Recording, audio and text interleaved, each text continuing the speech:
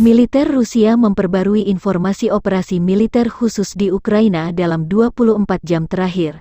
Juru bicara militer Rusia Letnan Jenderal Igor Konashenkov, tanggal 15 Desember melansir satu gudang alat material angkatan bersenjata Ukraina dihancurkan di dekat Orekhov, wilayah Zaporozhye. Satu stasiun radar anti baterai ANTPK-37 buatan Amerika Serikat dihancurkan di dekat Kleshevka, Republik Rakyat Donetsk. Pesawat tempur Angkatan Udara Rusia menembak jatuh pesawat militer Ukraina MiG-29 di dekat Yablonovka. Satu helikopter Mi-8 ditembak jatuh di dekat Nikolayevka, Republik Rakyat Donetsk. Pasukan pertahanan udara Rusia menghancurkan 11 kendaraan udara tak berawak Ukraina di dekat Stepnoye, Novoandreyevka, Volnoye, Nikolskoye, Republik Rakyat Donetsk, Sadovoye dan Semyonovka, wilayah Zaporozhye. Igor Konashenkov secara total merilis 343 pesawat terbang dan 183 helikopter Ukraina dieliminir.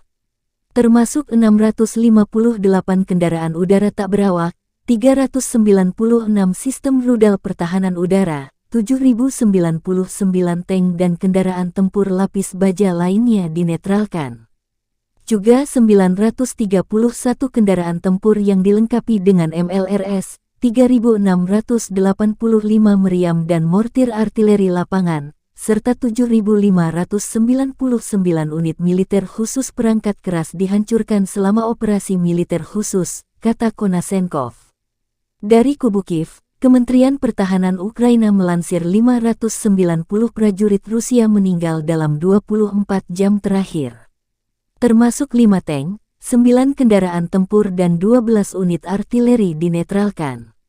Secara total, Kiev mengklaim Rusia sudah kehilangan 96.590 prajurit sejak awal invasi ke Ukraina. Militer Rusia juga kehilangan 281 jet tempur dan 264 helikopter.